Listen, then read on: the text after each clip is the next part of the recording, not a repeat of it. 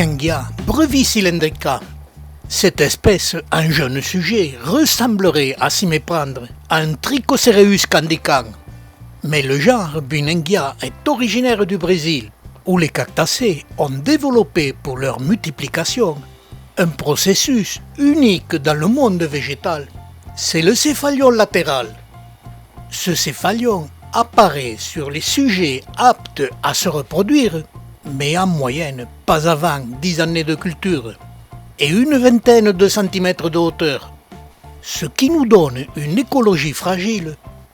Et pour contrer cette fragilité, cette espèce doit être greffée en jeune sujet.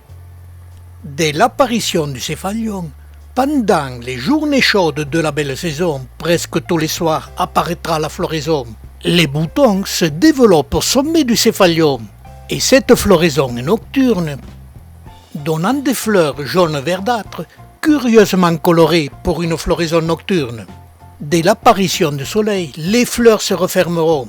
Ces fleurs nocturnes, pour être fécondées, demandent obligatoirement l'intervention de l'homme. Sans cette intervention, le reste des fleurs desséchées restera en permanence visible sur toute la longueur du céphalium, ce qui le rend moins esthétique. Les fleurs doivent être fécondées la nuit dès leur épanouissement, et il n'y a pas besoin d'un deuxième sujet pour obtenir des fruits. Dès que les fleurs se faneront, 4 à 5 mois après, les fruits apparaîtront et seront très rapidement injectés du céphalium. Ce processus se produit par des journées chaudes et ensoleillées. Le céphalion, qui se contracte avec la chaleur, permet aux fruits lisses et en forme de massue.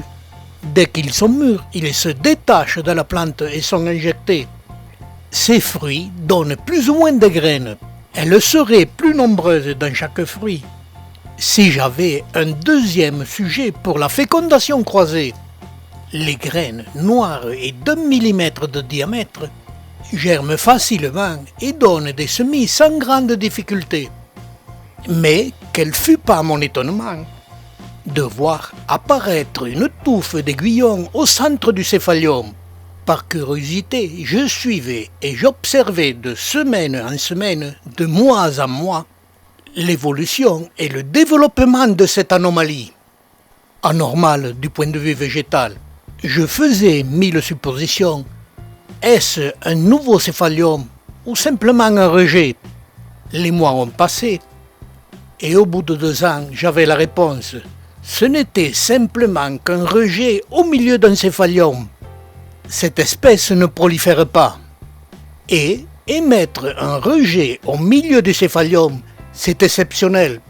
Et patiemment, je vais attendre l'apparition du céphalium, qui normalement devrait se développer plus rapidement sur ce rejet. Mais me faudra-t-il attendre une dizaine d'années pour le développement de ce céphalium? Le sujet à l'image a plus de 32 ans et 50 cm de hauteur. Sur site, les vieux sujets dépassent facilement les 1 mètre. Cette espèce Bunengia brevis-cylindrica est signalée avec une variété Bunengia brevis-cylindrica, variété longispinus. J'ai semé des graines de mon seul sujet et j'ai obtenu la variété longispinus. Donc, cette espèce est légèrement variable dans la longueur de ses aiguillons.